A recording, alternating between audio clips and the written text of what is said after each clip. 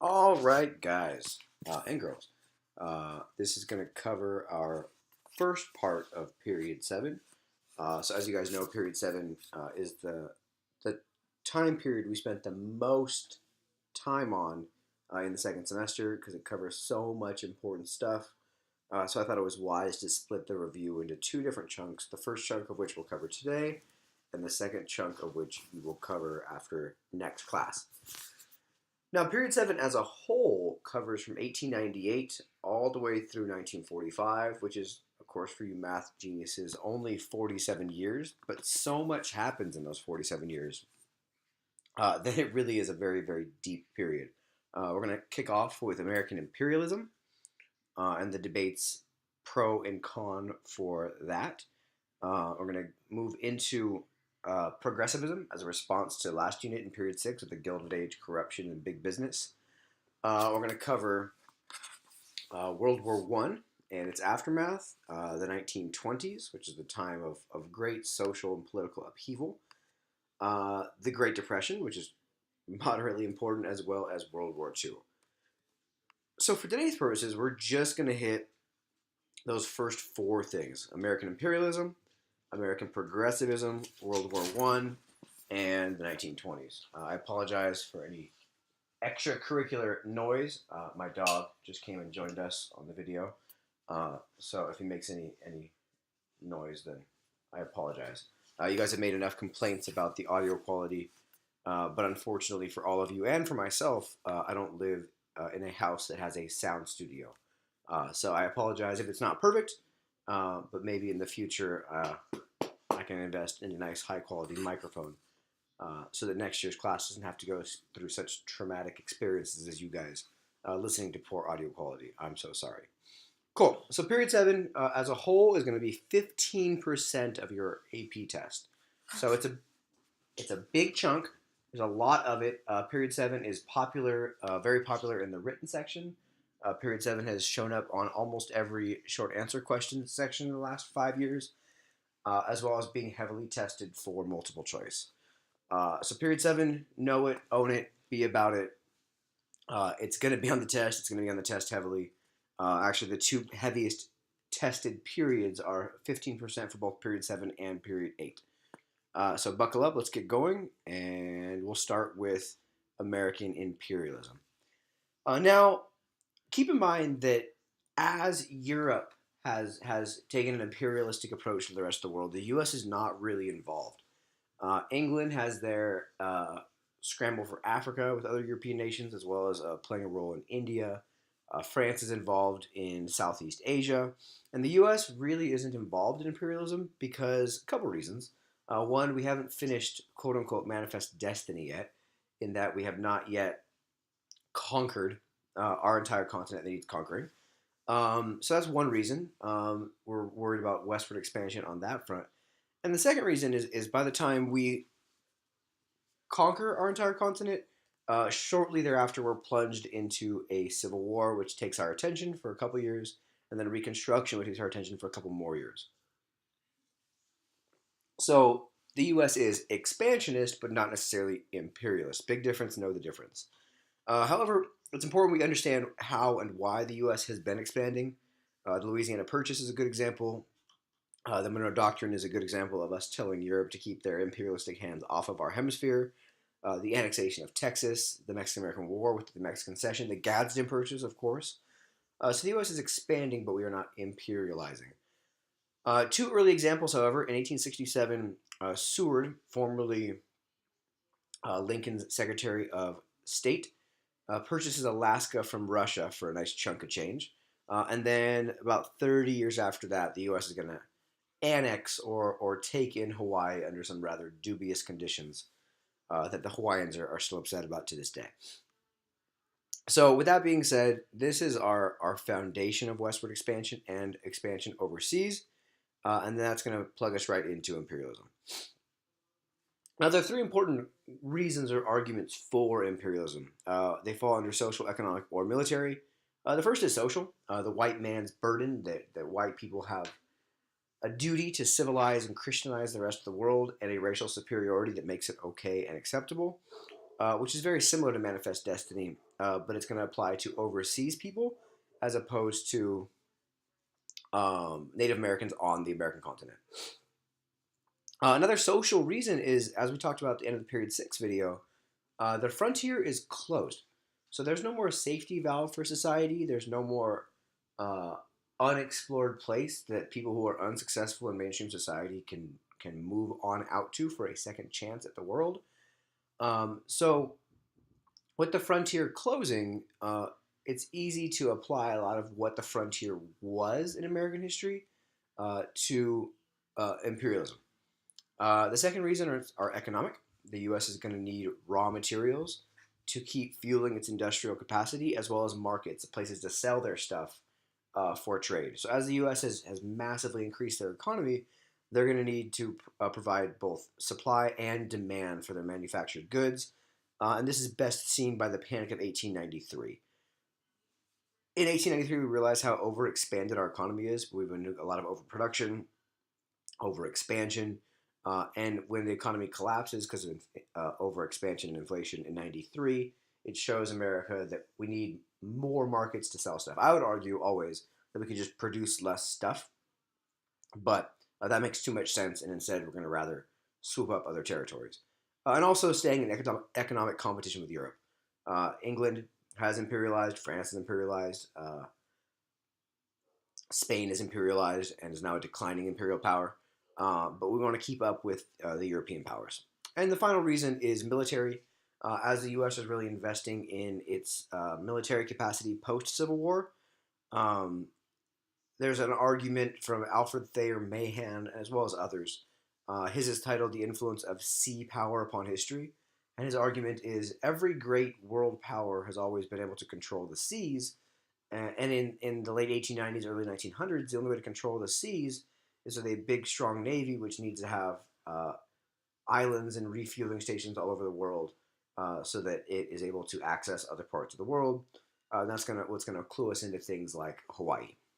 So those are the three reasons: social, economic, and military. Be able to explain and analyze all of them and how different factions of United States society will use different arguments to justify their imperialism. Now, the big imperialistic event in American history is the Spanish-American War. I'm not going to go too deeply into the details of the war because, as usual, the war itself doesn't matter too much. But the war is quick. It's about 1 year. It is fought in Cuba. And the outcomes are really important because before the war, the Teller Amendment is passed through Congress, which states that all the U.S. is doing is freeing Cuba from Spanish rule.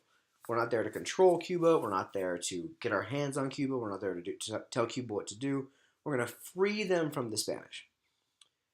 Outcomes of the war through the Treaty of Paris, 1898. The U.S. takes a bunch of Spanish possessions, all the Spanish imperial powers, annexes the Philippines, annexes Puerto Rico, annexes Guam. So the U.S. is going to take over all of that was Spain's. But the U.S. does not annex Cuba, which follows through on what they had said with the Teller Amendment. However, they do evolve in what they say they're going to do with Cuba with the Platt Amendment, which doesn't say that Cuba is necessarily a territorial acquisition of the United States, but almost like Cuba is going to be a protectorate of the United States. The U.S. is going to keep their eye on Cuba, and Cuba is not allowed to sign treaties with other countries without our permission. The U.S. has the authority and ability to get involved in Cuba's affairs at any time when they see it fit. And the U.S. gets a permanent naval base, what's called Guantanamo Bay. It's actually still there today. Quite controversial. So we go from saying we're not going to do anything with Cuba to saying, well, you know what, maybe we'll keep a little bit of Cuba's benefits. And that's going to go back to here for that military support. Cool. So at the end of the Spanish-American War, we have these two factions that are going to pop up, pro and anti-imperialists. Most that are pro-imperialists are going to come from the Republican Party, that of big business, big government, economic expansion, international prestige. People like Teddy Roosevelt, people like John Hay, James Blaine are going to be pro-imperialist. They're going to put their arguments for imperialism into those buckets I talked to you guys about earlier: expanding our economy, keeping ourselves politically stable, keeping up with the rest of the world, and humanitarian efforts, or civilizing the rest of society. They're going to be influenced heavily by that book I mentioned earlier, Captain Alfred Thayer Mahan's Influence of Sea Power Upon History. They're going to really use this justification of social Darwinism, the white man's burden. Very important to note that as we imperialize specifically to the Philippines, we have this very important question of, does the Constitution follow the flag? In other words, wherever we take control of territories, do those people become Americans by the very nature of we've taken that area over? The Supreme Court's going to rule in the what's called the insular cases, the 1901 and 1903, that the answer to that question is no. Congress doesn't follow the flag. I'm sorry, Constitution doesn't follow the flag. Constitutional rights doesn't follow the flag. Citizenship doesn't follow the flag. Only Congress gets to decide what territories are going to apply for citizenship. From the anti-imperialist point of view, they're going to be mostly democratic. They're going to form the Anti-Imperialist League with people like William Jennings Bryan, Samuel Gompers, Mark Twain, Andrew Carnegie, and Jane Addams. Their reasons are pretty logical, in my opinion. I think yours as well, in that imperialism really does violate the ideals that America is founded on. It's undemocratic. People don't get a say in who's ruling them. It violates republicanism, which is one of the most core founding ideals of America, which is really the idea of consent of the governed. We didn't ask them if they wanted to be imperialized. And there's also a worry of the influx of inferior races. I have that in quotations. So that argument, anti-imperialism, is really going to be similar to John C. Calhoun's argument, anti-Mexican-American War, in that he had no problem spreading westward to spread slavery. However, he didn't want all of these Mexicans to all of a sudden become Americans, because that would taint, in his word, the southern white Anglo-Saxon race. So these anti-imperialism motivations are quite high morally, and this one is a little less so. But we're going to have three presidents in what we consider our imperialistic phase. The first is Teddy Roosevelt, the second is William Howard Taft, and the third is Woodrow Wilson. And all three of them are going to take a different approach to how to control other nations with an imperialistic touch. Teddy's approach is going to be called big stick diplomacy. It's very important you understand big stick diplomacy and what that means for the world, specifically Latin America. The big piece of big stick diplomacy is going to be the Roosevelt corollary to the Monroe Doctrine. Now, as you guys should know, the Monroe Doctrine states that Europe shouldn't get involved in our side of the world, and we won't get involved in Europe's side of the world. The Roosevelt corollary takes that one step farther, and it leaves the Monroe Doctrine as is, but it adds the U.S. has a right and a duty to act as the police force in our side of the world. And this is really going to be applied much more heavily to Latin America than anywhere else, as we're going to see Teddy Roosevelt's government settling disputes in Guatemala, settling disputes in Panama, collecting debts for big business in other places in Latin and Central America. But big picture, the U.S. has the right to get involved, to intervene, if other countries can't protect American interests in those countries, usually business. And the U.S. has the right to intervene to stabilize or influence economies to prevent European influence. So to keep Latin American and Central American economies stable, that will help these countries not fall prey to Europe's influence. I'm going to argue, and I think a lot of you might have already made that conclusion after what I just said, that this justification is quite similar to what will become the Marshall Plan in Western Europe post-World War II. One of the big events that backs up the idea of big stick diplomacy is the Panama Canal. Teddy Roosevelt and his government are going to back and support a Panamanian revolution in 1903. In return, they're going to have access and support to build the Panama Canal, which the U.S. will then be able to use without having to pay a toll or a fee, which is going to heavily influence the facilitation of U.S. trade, as well as U.S. military and naval movements from Atlantic to Pacific. We're also going to see Teddy Roosevelt showing off his Great White Fleet in the 3 years, 1907 to 1909, in which we have this nice, big, new, shiny stainless steel Navy fleet of boats that Teddy's going to basically send around the world to show the world how great our Navy looks. After Teddy's presidency, we're going to have Taft take over. His approach to to imperialism is much more financial based, and it's called dollar diplomacy. He figured we don't need to use the military heavily if we've used enough U.S. investment overseas, specifically again in Latin and Central America, um, to develop infrastructure, to loan to other countries, to finance projects, to invest in. And that way, those countries will be more stable and then more loyal to us because of what we did to invest in their progress. We use this policy to, for example, start investing in railroads in China as part of this open door approach to try to increase more trade to China. And under him, we have his Secretary of State, Henry Cabot Lodge, and he passes the Lodge Corollary, which takes the Monroe Doctrine and the Roosevelt Corollary a step further and forbids any significant foreign acquisition in the entire Western Hemisphere. So just understand that Taft's dollar diplomacy really deals with using investments to create stability and loyalty from other countries. The last example is Woodrow Wilson, and his approach is called moral diplomacy. Moral diplomacy. And moral diplomacy is really built on spreading democratic ideals, on non-expansionist policies, on self-rule, on democratic governments and republicanism.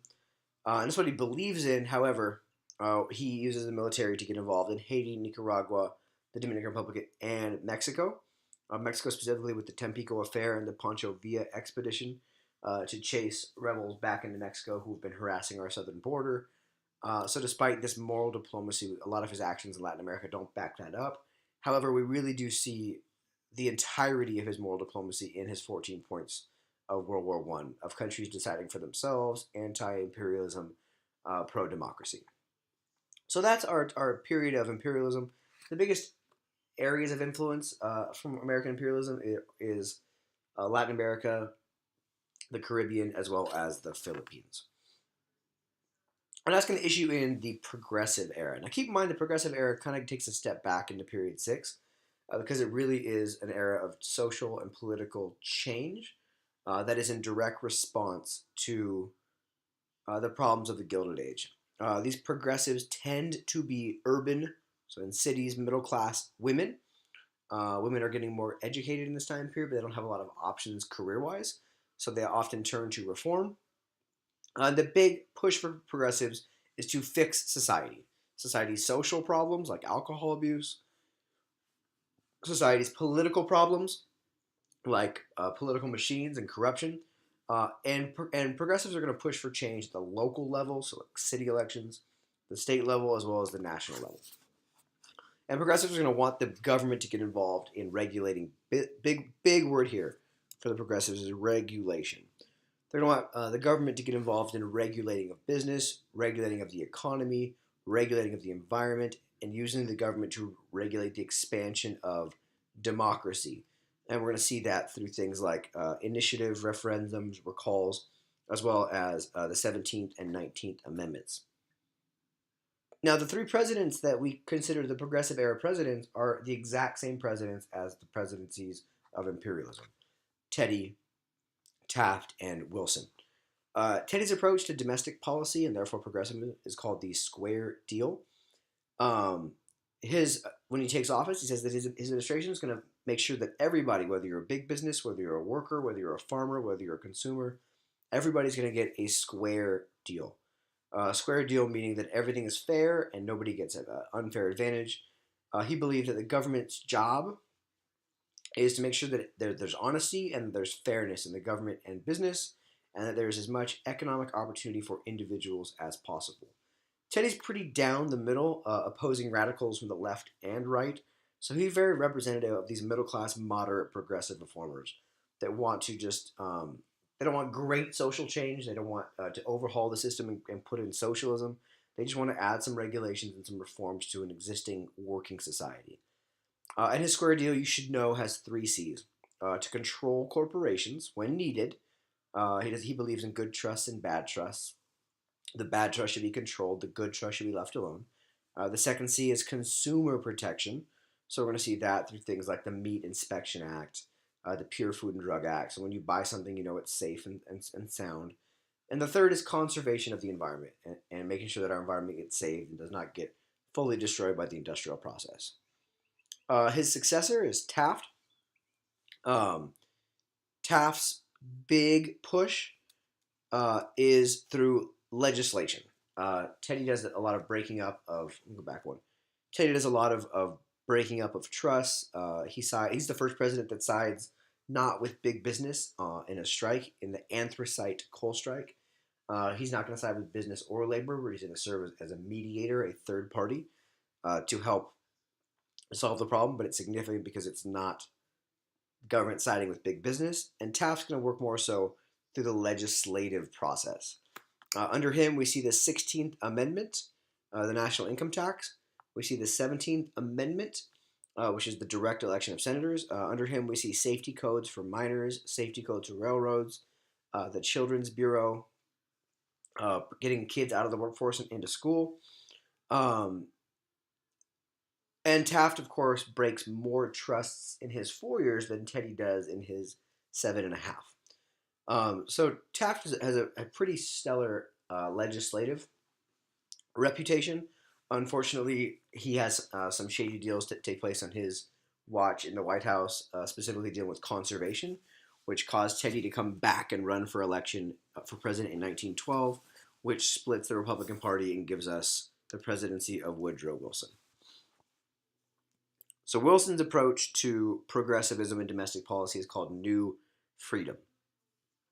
Even after all the progress by Teddy and Taft, big business still has way too much influence and power, according in Wilson's opinion, and he's gonna change that by lowering the high tariffs, which benefit big business, by regulating big business, and by reforming the banking system. And he's going to do that by creating the Federal Trade Commission to make sure that trade is fair, by passing the Clayton Antitrust Act, which is super important. It's the follow-up to the Sherman Antitrust Act of Period 6, but this one actually has teeth and worked in regulating business and monopolies. Passing the Federal Reserve Act, which is the first stable banking system since the 1830s, since Andrew Jackson. And under him, what was written, the income tax under Taft, gets ratified and approved. So the first time we have a federal national graduated income tax, or the more money you make, the more money you pay. So here's just a series of important examples of the government stepping in to regulate business. The Interstate Commerce Commission to regulate railroads. The Meat Inspection Act to make sure there's no rats in your meat. The Pure Food and Drug Act to regulate the food and drug industry. Both of these things coming off of The Jungle by Upton Sinclair. Clayton's Antitrust Act, the Federal Reserve System, and the federal income tax. So all things that are actually going to help regulate big business. The amendments you should know from the progressive era, the 16th, income taxes, 17th, direct election of senators, with it, this push for government more of the people, of initiatives, referendums, and recalls, which are all worth knowing as well, which just makes the democracy more democratic. The 18th Amendment, which prohibits alcohol, and the 19th Amendment, which gives women the right to vote. So important to understand the significant legislative change. And it really is important to also give credit to a bunch of all of this push for these changes comes off of progressives that are getting involved in change, and journalism like muckrakers that are really exposing the need for this change. So the legacy here is that society as a whole is responding to problems. The solution by society is activism in the form of direct action like Hull House and settlement houses and helping immigrants, or indirect action like journalism. Lincoln Steffens writing Shame of the Cities to expose machine politics, or Upton Sinclair writing The Jungle to expose working conditions and meat conditions.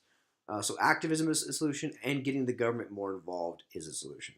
So through the progressive era, we see government involvement in social life with things like regulating alcohol, the government intervening in business with things like the Interstate Commerce Act and the Clayton Antitrust Act, the government intervening in the economy with things like the Federal Reserve, the banking system, as well as the right to have a income tax, and the government responding to political corruption by making government more democratic through the direct election of senators, as well as initiatives, referendums, and recalls. Now, we really look at the progressive era as wrapping up about the same time the U.S. gets involved and finishes World War I. As you guys should recall, World War I, the U.S. plays a very small role in. They delay entrance into World War I for a long time. A couple things finally bring them back in. The Zimmerman Telegram, which asks Mexico to invade the U.S. by Germany. Unrestricted submarine warfare by the Germans.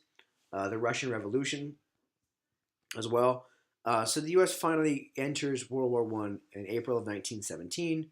It does so pretty convincingly, according to Congress. But it's important that we understand that the U.S.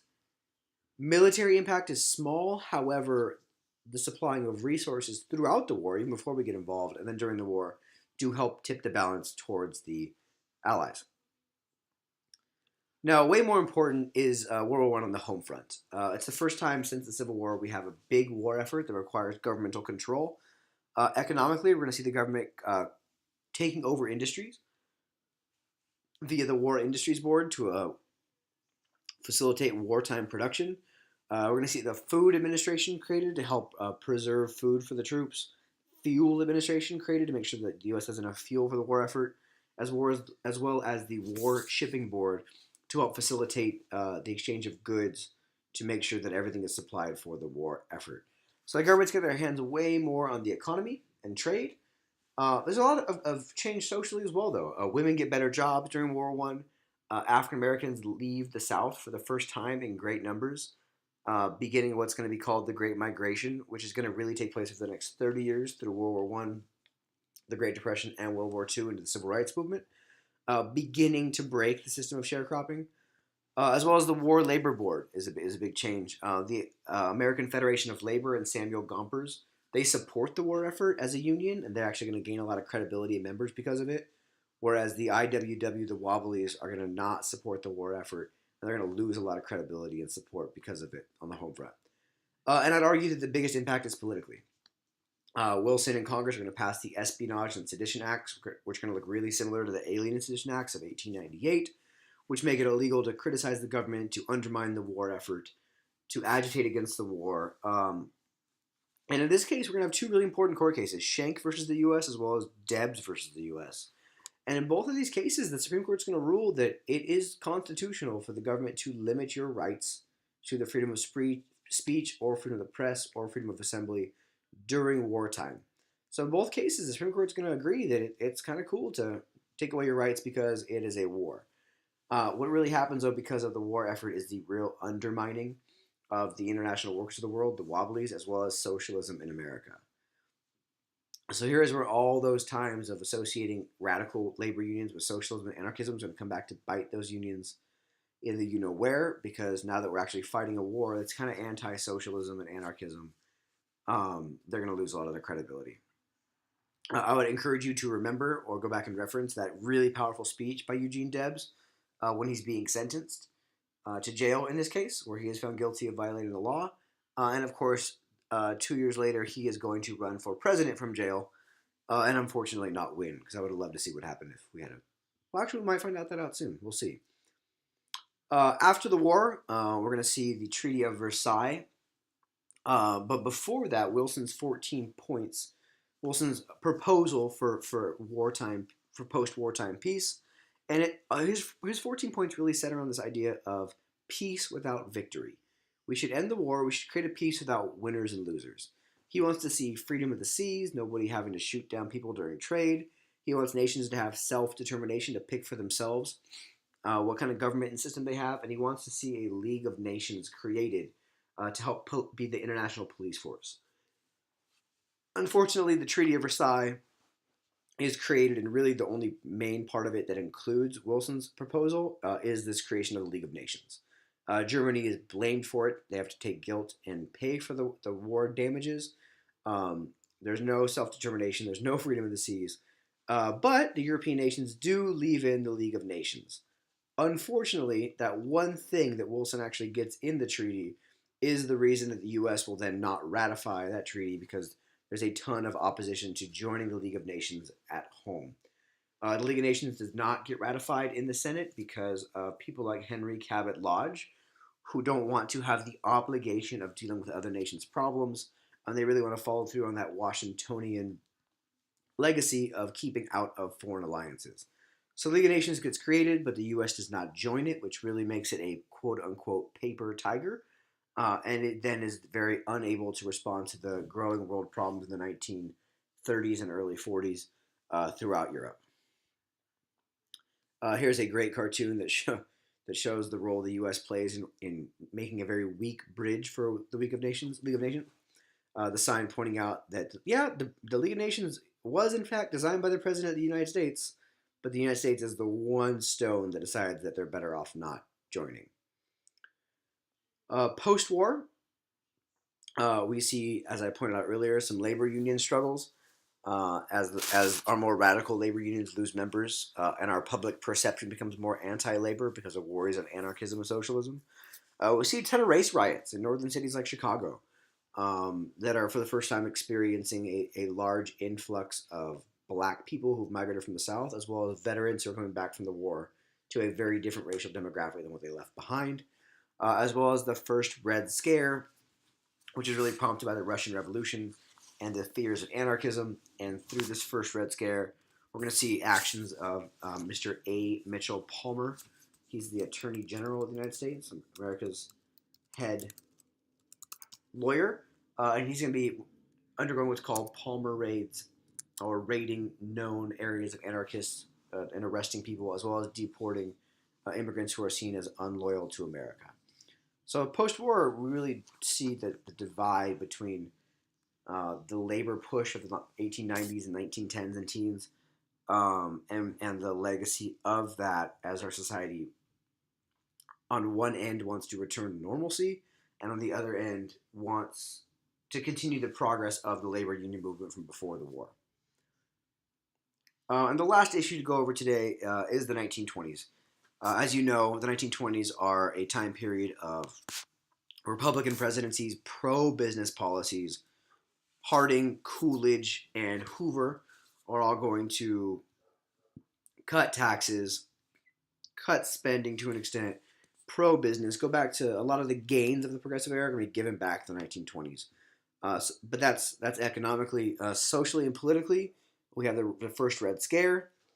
Because of the first Red Scare and anti-immigrant sentiment, we're going to see for the first time in American history immigration quotas. So we're going to pass immigration quotas in both 1921 and 1924. They're going to set limits on how many immigrants can come from what country. And they're eventually going to set the limits back on what the country looked like in 1880. So these immigration quotas, just based on numbers, really are a desire to make America white again. To put our quotas back to what the numbers look like before this huge influx of new immigration. These immigration quotas are going to stay on the books all the way through the Great Depression and World War II. They won't end up being overturned until LBJ and the Great Society with the new National Immigration Act of 1965. In the 20s, we're going to have a huge increase in the standard of living because of improved technology, the car most specifically, but as well as communication developments as well. And despite what looks good on the surface, the 1920s are going to be a time of conflicts. We're going to see fundamentalism versus modernism seen through Christianity versus science with things like the Scopes trial over evolution. We're going to have nativism versus immigration with the new wave of the KKK that is, of course, anti-black, but also anti-Jew, anti-alcohol, anti-immigrant.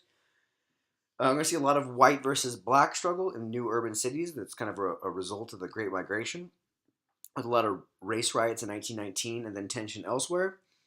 We're going to see a ton of urban versus rural conflict with things like prohibition of alcohol and women's roles and flappers. And the 1920 census is the first time that America has more people in urban settings than they do in rural. And also hugely important because as a result of the Great Migration, we have the Harlem Renaissance, which is the first real expression of African American culture and cultural societal independence, seen through the work of people like Langston Hughes, jazz music, poetry, art, etc. So that's our first half of period 7. Hope it was helpful. As always, if anything came up that you want more elaboration on, please write it down, take note, and bring it with you to class for next class. I hope this was helpful, and I will see you guys soon.